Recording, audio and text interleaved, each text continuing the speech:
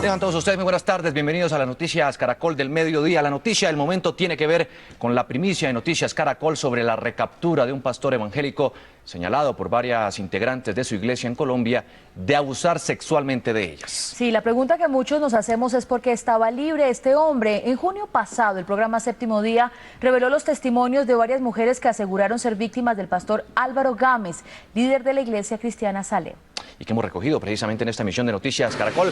Les tenemos la historia y reportes en vivo sobre este caso desde Honduras, Bogotá y Pasto, sede central de la iglesia de este controvertido hombre. Comenzamos con César Chaparro. César, para preguntarle qué detalles se conocen de esta operación internacional aquí en Bogotá. Juan Diego, muy buenas tardes. Un grupo especial de inteligencia del Gaula de la Policía fue el encargado por la Dirección General para llegar hasta el escondite de este hombre. Primero lo siguieron por varios países de Centroamérica donde pretendía esconderse y luego llegaron hasta Honduras. Según los agentes de inteligencia, empezaron a buscar en los restaurantes colombianos que a él le gustaba ir a cenar, pero dejaba importantes pistas que permitieron a los uniformados llegar hasta una lujosa mansión ubicada en la capital de Honduras donde él se escondía. El pastor venía siendo seguido por agentes de inteligencia desde hace 6 meses, luego de que fuera dejado en libertad en Colombia. Aquí se observa en la puerta de una casa mientras hablaba por teléfono y hasta allí llegaron las autoridades que ingresaron inicialmente con él a la residencia y luego lo sacaron esposado. Gámez es señalado por la Fiscalía colombiana de haber abusado sexualmente de por lo menos 27 mujeres, entre ellas 4 menores de edad. Ya un señor bastante adulto, maduro, fue capturado por la Policía Nacional de Honduras junto con la Policía de Colombia y de Estados Unidos, el cual se le viene haciendo un seguimiento desde Bolivia, Ecuador, por actos de lujuria, actos de sexual a niños, niñas menores de edad, de 5 a 17 años. Y de acuerdo a la investigación, se encontraba en Tegucigalpa desde hace 4 meses. Bueno, imagine que ha sido una vigilancia que este señor se le ha venido dando seguimiento a lo que es en América del Sur, lo que es países de Colombia, Ecuador, Bolivia, así por Guatemala, por México y ahora por acá por Honduras. Y yo creo que ha sido un buen hit que ha montado nuestra Policía General junto con la Policía de Colombia y la Embajada Americana. Luego de su detención, Gámez fue reseñado y recluido en una cárcel de esta ciudad mientras se realizan los trámites para su deportación. En lo que tiene que ver con el operativo por parte de Colombia, fue dirigido por el propio director del Gaula de la Policía Nacional, el general Humberto Guatibonza. General, ¿qué estaba haciendo este pastor escondido en Honduras? Sabemos que había llegado hace 4 meses a Honduras, que estaba frecuentando algunas iglesias y probablemente estaba buscando fundar una allá. ¿Quién fue la encargada de ubicarlo y capturarlo, general? Fue una capitán de la Policía Colombiana que hizo todo el seguimiento, que hizo toda la labor de inteligencia y finalmente las autoridades de Honduras fueron quienes los capturaron. ¿Cuándo lo traen a Colombia? Esperamos traerlo hoy mismo a la República de Colombia. ¿Cuál es el protocolo que se debe seguir? Y me decía usted que va a ser expulsado de la figura. Él tiene circular roja, eso significa que en cualquier parte del mundo donde sea ubicado debe ser capturado y puesto a disposición de la autoridad que lo requiere. Ya se hizo todo el evento y hoy mismo fue expulsado de Honduras. General, muchas gracias. Pero esta captura se logró gracias a los videos suministrados por los mismos feligreses, incluso varios de ellos víctimas de este pastor. Estos videos grabados por feligreses que revelaron varias de las víctimas hacen parte del material probatorio que tiene la Fiscalía contra el pastor Álvaro Gámez, tal como lo reveló en su momento el programa Séptimo Día. Él empezó a besarme todo el cuerpo, todo. No hubo un rincón de mi cuerpo que no me besara, ¿cierto? Yo me sentía súper mal porque yo decía, no puede ser esto, ¿sí? No puede ser. Yo pensaba en mi mente, yo decía, si esto es correcto, su esposa debería estar aquí.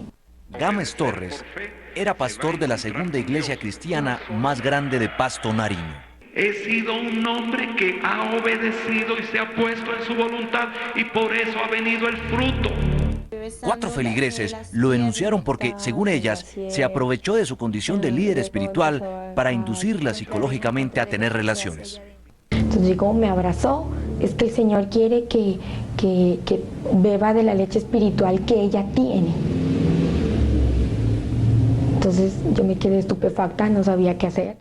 La denuncia de estas mujeres recibió el respaldo de la ONG Red de Apoyo a Víctimas de Sectas de Argentina. La ciencia hoy día nos demuestra definitivamente que sí se puede manipular la conducta de cualquiera. El pastor se entregó a la justicia en julio del año pasado, pero por un tecnicismo jurídico quedó en libertad, al considerársele que no representaba un peligro para la sociedad. La decisión fue apelada y un juez de conocimiento en septiembre de 2012 ordenó su recaptura. Y esta recaptura se dio luego que un juez lo hubiera dejado libre, pero trasladémosle esa pregunta al general Guatibonza, director del Gaula. General, ¿por qué había quedado libre este delincuente si ya tenía antecedentes? Bueno, por alguna manifestación de la justicia colombiana quedó en libertad, pero posteriormente un juez revocó esa orden de libertad por considerarlo persona peligrosa para la sociedad, y cuando fuimos a hacer la efectiva pues ya no se encontraba en el país. General, muchas gracias. Pues este hombre, una vez llegue a Colombia, deberá pagar una condena que podría superar los 30 años de cárcel. César Chaparro Pinzón, Noticias Caracol. Muy bien, César, gracias. Vamos ahora a Honduras. En su capital, Tegucigalpa, está la periodista Edith Copeland, de nuestro canal aliado Canal 11. Edith, ¿cómo es la zona donde fue capturado el pastor Álvaro Gámez y cuáles fueron las circunstancias que rodearon su detención? Buenas tardes. Buenas tardes a ti, Mabel, un placer, un saludo desde la ciudad capital de Honduras, Tegucigalpa. Quiero decirte que el día de ayer, bueno, desde hace 4 meses que el pastor Gámez llegó a Tegucigalpa, procedente de los Estados Unidos, ya la policía le seguía la pista y fue hasta el día de ayer que pudieron darle captura en una residencial muy lujosa de la capital. Y bueno, una vez que se le capturó, se puso a la orden de las autoridades colombianas y a mi espalda ustedes pueden observar el edificio donde en este momento se encuentra detenido. Sus familiares han llegado también hasta este lugar y ellos han dicho, Mabel, que es inocente, por supuesto. Se encuentra la esposa, se encuentra una de sus hijas y también uno de sus hijos, según conocemos. Y a continuación, Mabel, vamos a ver más sobre este proceso del pastor, una nota que tenemos preparada también desde Colombia. Los abogados de las víctimas dicen que cuando el pastor Álvaro Gámez llegue a Colombia, debe ser condenado en los próximos meses porque es una amenaza para la sociedad al utilizar sus aptitudes como pastor para satisfacer sus deseos sexuales. Dicen que puso a las afectadas en incapacidad de resistir. Una persona que puede adoctrinar, que puede valerse de la fe religiosa de las personas para invadirles en su órbita y de voluntad y coaccionarlas para dejarlas simplemente al albedrío y al apetito sexual de este señor. Sin embargo, los abogados defensores del pastor Gámez afirman que él no cometió el delito porque las relaciones sexuales con las mujeres que hoy denuncian fueron consentidas. Se trata de relaciones sexuales consentidas. Así se evidencia en los videos que las mismas víctimas colgaron en la web, en YouTube particularmente. Allí se aprecia perfectamente cómo se daban estos encuentros sexuales entre el señor Álvaro Gámez y estas mujeres adultas. Mientras los abogados del pastor aseguran que solo hay 2 procesos en su contra, los defensores de las víctimas manifiestan que son 27 los casos por los que es investigado. Según se informó por parte de las autoridades nacionales, este mismo día el pastor sería extraditado a su país de origen, Colombia. Es lo que les puedo informar de Tegucigalpa. Edith Copeland contigo. Juan Diego, buenas tardes. Muchas gracias, Edith, por ese reporte. Y ahora vamos a Pasto, donde se originaron las denuncias que tienen al líder religioso en manos de la justicia. Allí está Natalia Cabrera. ¿Qué dicen las víctimas, Natalia, y los seguidores del pastor Álvaro Gámez? Buenas tardes. Juan Diego, buenas tardes. Pues las víctimas están contentas, satisfechas con las acciones de las autoridades, no solamente en Colombia, sino también de la Interpol y, por supuesto, la ayuda de las autoridades en Honduras para dar con la recaptura del pastor de Salem, el pastor Álvaro Gámez. Sin embargo, nosotros estuvimos tratando de dialogar con los feligreses, fuimos a algunas de las iglesias que todavía funcionan aquí en Pasto y definitivamente no obtuvimos ninguna reacción por parte de ellos. Ellos prefieren guardar silencio y esperar a que sea la justicia quien diga en realidad cómo sucedieron los hechos. Las víctimas del pastor Álvaro Gámez de la iglesia Salem se mostraron satisfechas con la captura del religioso cristiano.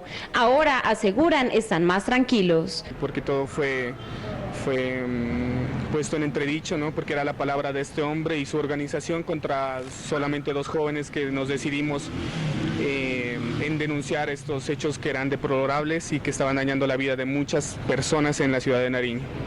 Tras un año de conocerse el video en el que se mostraba el abuso sexual del pastor a sus feligreses, quienes reunieron las pruebas recuerdan lo sucedido. Nosotros tuvimos el coraje de develar lo que él estaba haciendo porque era la palabra de él contra nosotros, entonces decidimos recaudar pruebas. El proceso judicial se ha demorado porque Álvaro Gámez obtuvo libertad por un juez de Bogotá y tras apelarse la decisión huyó a Honduras. Ya las excusas se les agotaron porque hubo una orden de arresto del juez y esperemos a ver qué sucede con eso. La comunidad se mostró confiada en la justicia. Pues bien, porque las entidades, las que te digo, las entidades de lo que es la Interpol son muy efectivas. Bien, me parece bien, excelente. Esperamos pues que la justicia colombiana pueda darle una pena a este señor, que sus crímenes sean pagados y en realidad está infringiendo la ley. Como esta, unas 20 iglesias más siguen funcionando tras la captura del pastor de Salem, Álvaro Gámez. Son en total 27 los casos que ha recogido la Fiscalía de testimonios de mujeres en contra del pastor de Salem y se espera que 50 más lleguen próximamente a la Fiscalía, no solamente aquí en Pasto, sino en toda Colombia. Así también la próxima audiencia será el próximo 11 de febrero en el Palacio de Justicia de Nariño. En otras noticias, un accidente que involucra a 2 buses articulados de Transmilenio se presentó anoche en el suroccidente de Bogotá. El choque dejó 7 personas heridas, entre ellos los 2 conductores. Este es el momento en que los bomberos de Bogotá y los médicos de la Secretaría de Salud rescatan al conductor de un Transmilenio que por varios minutos quedó atrapado dentro del articulado. El choque ocurrió frente a la estación Mundo Aventura en la carrera 71 con Avenida de las Américas en el occidente de Bogotá. Un Transmilenio que va en tránsito libre choca contra uno que se encontraba, dejando unos pasajeros. Dicen algunas personas que vieron el accidente que el conductor del Transmilenio que terminó en el separador no midió la frenada y al intentar cambiar de carril chocó el otro articulado. Lamentablemente del hecho resultan 6 pasajeros levemente heridos, todos con trauma cervical. Y el conductor del Transmilenio que ocasiona el incidente queda atrapado dentro del mismo. 6 personas resultaron heridas en este accidente, 5 de ellas fueron remitidas a la clínica de Occidente. 1 más se encuentra en la clínica Colombia. Asistencial por un fuerte dolor de cabeza. Emergencia en Santander. Un deslizamiento en la vía que conduce de Bucaramanga a Cúcuta dejó 2 personas muertas, entre ellas una niña de 4 años. Noticias Caracol logró captar imágenes del movimiento de tierra y lodo. Deslizamientos como estos se están presentando constantemente en la vía entre Bucaramanga y Cúcuta debido a las fuertes lluvias que caen sobre la región. Uno de ellos arrastró con una vivienda y le provocó la muerte a una niña de 4 años y a su mamá. Salimos como unos 7 hombres a ayudar y cuando llegamos estaba totalmente la casa tapadita y ahí empezamos a buscar hasta que encontramos una niña y la muchacha que falleció, mano. Varias personas que viven en el lugar fueron evacuadas de sus casas debido a que parte de ellas también se fueron al abismo. Estamos evacuando ahorita para otra vivienda aquí de un vecino, entonces porque aquí estamos en alto riesgo. Ya se fue parte de la casa, se fue el baño, se fue el lavadero, todo, entonces toca evitar mejor. Las fuertes lluvias también provocaron más de 10 deslizamientos en la vía entre Bucaramanga y Cúcuta. Por eso la carretera se encuentra cerrada. El más fuerte es el del kilómetro 15, en donde tenemos un deslizamiento de tierra, lodo y algunos fragmentos de piedra y algunos árboles. Ya la maquinaria está trabajando. Lo que complica el tema es que no para de llover. Con plásticos la comunidad cubre parte de las casas para evitar que el terreno siga cediendo. Hasta el momento no se sabe a qué horas estará habilitado el paso en la vía Bucaramanga-Cúcuta. Oscar Gerardo Hernández, Noticias Caracol. En medio del dolor, familiares y amigos del auxiliar Jorge Esteban Flores preparan el sepelio del uniformado quien murió en confusos hechos en el sótano de una estación de policía en el sur de Bogotá. Precisamente vamos a Angelópolis, Antioquia, donde a las 5 de la tarde se cumplirán las honras fúnebres del uniformado. Allí está Juan Pablo López. ¿Qué dicen los familiares, Juan? Hola Juan Diego, buenas tardes. Durante toda la mañana hemos estado acompañando a la familia del auxiliar de la policía Jorge Esteban Flores Carvajal, muerto en confusos hechos en una estación de policía en el sur de Bogotá. Es un joven policía de 19 años, ayer estaba de cumpleaños. Lejos de casa fue la canción que él grabó, que está montada en internet y que ha sonado varias veces aquí en la sala de velación de Funeraria La Esperanza en el municipio de Angelópolis. Los familiares cuestionan 2 informaciones que les fueron entregadas por las autoridades. Primero, que los dos patrulleros cuando estaban en la estación de policía no estaban de servicio en este momento, entonces ellos tenían que entregar el arma cuando no estaban de servicio. Ellos se preguntan de dónde salió el arma con que le dispararon. Segundo, ellos aseguran que su hijo no jugaba dominó, que no era dado a ese tipo de juegos, entonces no creen la versión que fue presentada por la Fiscalía. Esta es la historia de la familia que hicimos esta mañana aquí en el municipio de Angelópolis. Extraño a mi familia y a mi raza. Lejos de casa era una de las canciones preferidas por el auxiliar de la policía, Jorge Flores. Por eso la grabó con su voz hace varios meses. Según sus familiares, siempre le gustó la letra porque le recordaba lo mucho que extrañaba a sus seres queridos y amigos mientras estaba de servicio en la policía. La madre del uniformado recuerda con dolor que su familia no quería que prestara servicio en la fuerza pública. Yo le dije que a mí no me gustaba, pero que era decisión de él y que siempre lo íbamos a apoyar. Para su hermano se va su amigo y confidente. Yo lo quería mucho y él me enseñaba cosas de las canciones de rap. El padre del auxiliar exigió que se esclarezcan los hechos. Dijo que su hijo no tenía problemas con nadie. No tenía enemigos de ninguna clase, ni nunca nos llegó a decir, papi, tengo un problema aquí con un compañero. Compañeros y amigos también lo recordaron como una persona alegre y enamorada de la música. No, Jorge siempre fue un pelado contento, cansón, porque a todos nos cogía de tema. Las exequias del auxiliar de la policía se llevarán a cabo esta tarde en Angelópolis. Hoy es un día de luto aquí en el municipio de Angelópolis, queda cerca de 1 hora de la ciudad de Medellín. A las 5 de la tarde se realizará una misa en su honor y serán sus exequias. Aquí lo están acompañando sus compañeros del colegio, los que se graduaron con él, y además de su institución educativa, su familia también lo acompaña. El luto sigue aquí en el suroeste de Antioquia. Información desde Angelópolis, Antioquia, Juan Pablo López, Noticias Caracol. Acompañamos el dolor de esa familia. Gracias, Juan Pablo. Buena tarde. Y el presunto autor del homicidio del auxiliar Jorge Esteban Flores, uno de sus propios compañeros, fue enviado a la cárcel La Picota de Bogotá. El uniformado no aceptó los cargos de homicidio. Durante la audiencia, el auxiliar Kevin García no aceptó el delito de homicidio simple que le imputó la Fiscalía por la muerte de su compañero Jorge Esteban Flores. Sin embargo, el juez de garantía le dictó medida de aseguramiento de detención preventiva por el delito de homicidio simple. En la diligencia, la Fiscalía reveló la declaración de un testigo que contó cómo sucedieron los hechos. Empezaron a recochar ahí con el fusil que estaba portando Kevin Rodrigo. Kevin cargó o montó el fusil. Entonces el compañero Jorge Esteban le decía, dispare, que yo no le tengo miedo, y le ponía el pecho de frente al cañón del fusil. Le dice el testigo, yo estaba al lado de Jorge cuando de un momento a otro escuché el disparo. Yo me quedé pasmado. Yo observo que Jorge Esteban gritaba que lo ayudara. El auxiliar Kevin García fue enviado a la cárcel La Picota en Bogotá. Y esta es la historia del otro patrullero que murió en Bogotá. Hoy se realizó en el norte de la ciudad una ceremonia religiosa para rendirle un homenaje póstumo al patrullero Jairo Alberto Díaz, quien estuvo desaparecido 8 días en los cerros nororientales de Bogotá. El cuerpo del uniformado fue encontrado en una queja. Vamos a ir en vivo con Edgar Velosa para preguntarle, Edgar, ¿qué dice la comunidad? Juan Diego, muy buenas tardes. Pues fue un emotivo acto religioso con el que honraron a este patrullero de la policía, quien murió el pasado 27 de enero en extrañas circunstancias. La comunidad ha pedido que se esclarezca exactamente qué fue lo que pasó con el uniformado que murió en el sector de Villanidia, en el norte de Bogotá. Por su parte, el director administrativo de la Policía Nacional, el general Edgar Sánchez, quien también asistió a esta ceremonia litúrgica, aseguró que la institución apoya la investigación que adelanta la Fiscalía para esclarecer estos hechos.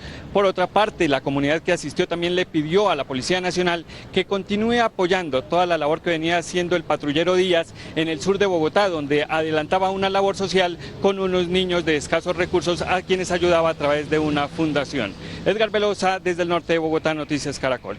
Gracias, Edgar. Atentado terrorista en Neiva. Esta madrugada, el sur de la capital del Huila se estremeció por la detonación de una motocicleta bomba que dejó a una niña de 3 años herida y daños en 30 viviendas. Edgar Donoso, ¿contra quién iba dirigido, Edgar, el atentado y qué responden las autoridades? Pues Mabel, las investigaciones que llevan hasta el momento las autoridades en el departamento del Huila es que este atentado iba dirigido en contra de la Policía Nacional y una patrulla del Ejército que hacía su ronda en una colaboración institucional que se estaba llevando a cabo en la noche anterior. Pues en este atentado resultó herida una menor de edad de 3 años. Averiguamos en el transcurso de la mañana cómo sigue esta menor y aquí tenemos los testimonios también de la gente de la Policía Nacional. La niña de 3 años, quien resultó herida en el atentado con una motocicleta bomba en el barrio Pozo Azul de Neiva, se recupera satisfactoriamente en un centro hospitalario. La paciente fue valorada por el servicio de cirugía plástica y va a ser llevada a cirugía en las siguientes horas. Según la policía, el atentado iba dirigido contra la fuerza pública con una moto robada. Esa placa que portaba esta moto corresponde a una que fue robada el año pasado. Los individuos entraron por esta calle disparando para llamar la atención de los policías y los miembros del ejército. Aquí estacionaron la moto y fue donde se provocó la explosión. Cerca de 30 viviendas resultaron afectadas por la onda expansiva. La única entidad que se ha presentado ha sido el gobierno municipal por parte de bomberos para evaluar los daños sobre el tema de atención y desastre. De resto no ha venido ninguna entidad más. Las autoridades ofrecerán una recompensa a quien dé información del paradero de los autores del atentado. Las autoridades ya avanzan en la identificación de los individuos que cometieron el atentado la noche anterior. Desde Neiva, Edgar Donoso, Noticias Caracol. Muchas gracias, Edgar. La Fiscalía recuperó los cuerpos de 3 niños indígenas de la comunidad Aguá, desaparecidos desde septiembre del 2011 en el suroccidente del país. Los restos de los menores fueron hallados en una zona selvática del municipio de Barbacoas y hasta donde llegaron los fiscales acompañados por el ejército. La jefe de la unidad contra la desaparición forzada de la Fiscalía, Marcela Márquez, señaló a guerrilleros del Frente 29 de las FARC de ser los autores del crimen de los menores.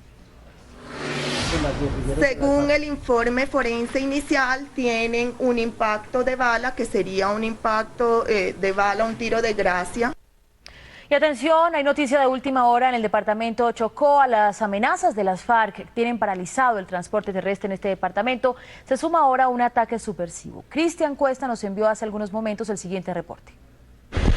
Las FARC acaba de confirmar en su página en internet la terminación de esta parálisis que tenían desde hace 8 días en la vía entre Quibdó y Pereira. Han dicho ellos que a partir de las 5 de la mañana se podrá reiniciar el transporte entre Quibdó, los municipios del sur del Chocó, igualmente hacia Pereira.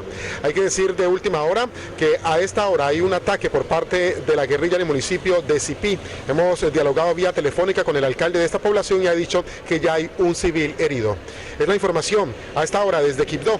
Cristian Cuesta, Noticias Caracol. Y en Puerto Tejada, Cauca, sus habitantes desde muy temprano salieron a las calles a rechazar la violencia que padece este municipio provocada por las bandas delincuenciales. En vivo, Eduardo Manzano nos cuenta cómo ha transcurrido esta jornada. Eduardo, buenas tardes. Pues Juan Diego, muy buenas tardes. La jornada fue multitudinaria, recorrió las principales vías del municipio de Puerto Tejada, aquí en el norte del Cauca. Participaron estudiantes de 4 colegios, al menos unos 3.000 jóvenes acompañados de la policía, de funcionarios de la administración municipal. Esto hace parte de una campaña educativa que inició la policía del Cauca junto con la administración municipal de Puerto Tejada, con el fin de que los niños decidan entrar a las aulas escolares, los que se quedaron por fuera de ellas.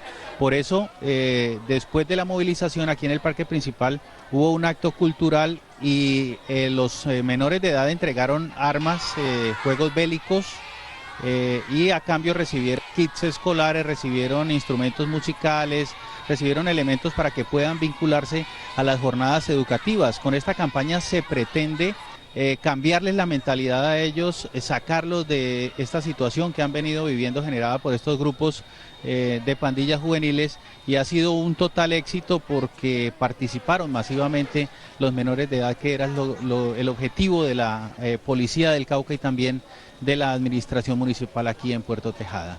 En el norte del Cauca, Eduardo Manzano, Noticias Caracol.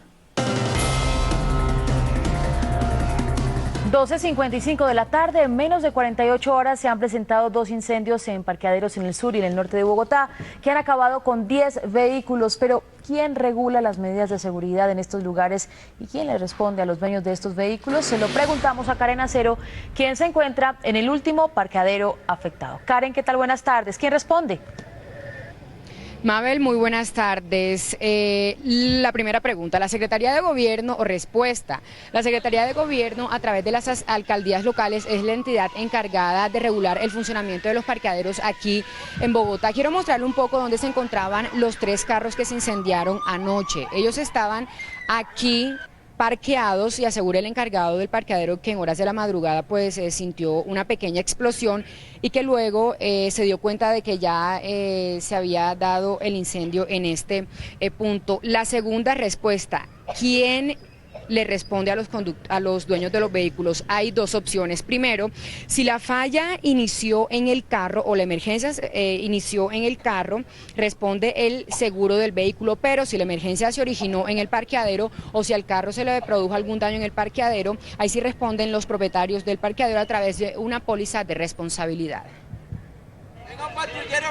El incendio se inició a las 2 de la mañana en un parqueadero del barrio 12 de octubre en el norte de Bogotá.